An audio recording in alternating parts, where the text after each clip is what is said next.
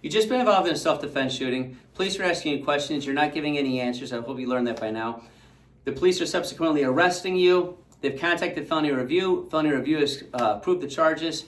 What happens next? Dave McDermott here, McDermott Law Group, McDermott Mafia, McDermott Militia, all one and the same.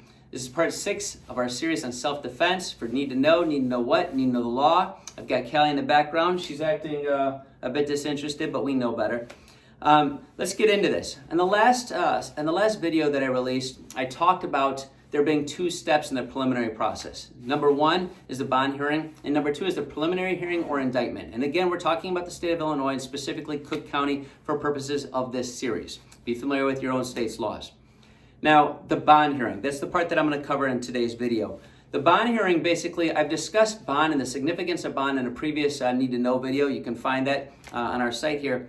But I want to discuss some additional factors from the vantage point of this particular type of case, this particular type of charge, and what the individual who's now being charged is actually saying. So first off, you've been involved in this situation. You're in fear for your life or either serious bodily injury or death.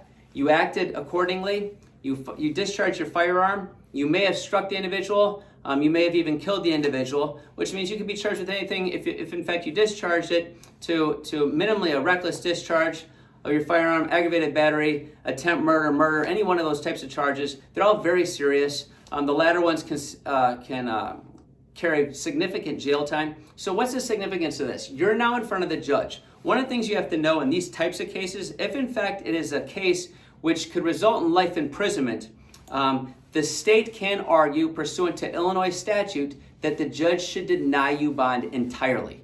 Now think about how crazy that is, because you've just defended yourself.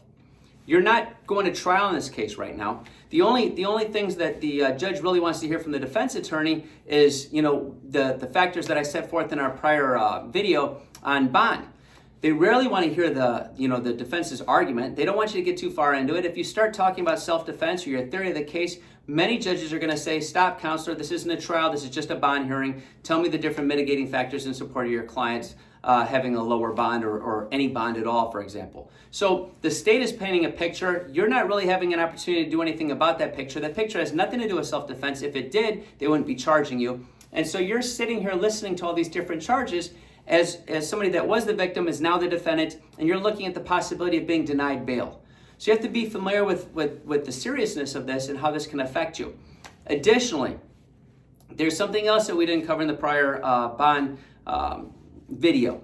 That is, Pretrial Services is called in for Cook County.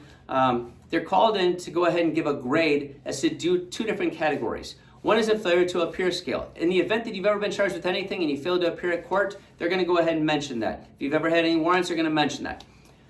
Number 2 is a new criminal activity grade. So in the event that you have any prior background, they're going to mention the prior background and then the significance of what your charge is right here, and they're going to give you a grade. You want those grades to be low as possible. The lowest you can be is a 1, okay? That's what you want to see, is a 1, really. You want to avoid a high grade like a 5, because that immediately is going to put up a flag to the judge. Judge is in all probability going to take that into serious consideration and giving you a high bond or potentially denying you bond. But these are different additional factors that weren't previously discussed in our bond video. So I just wanted to go ahead and address them. Hopefully this is helpful. Talk to you soon.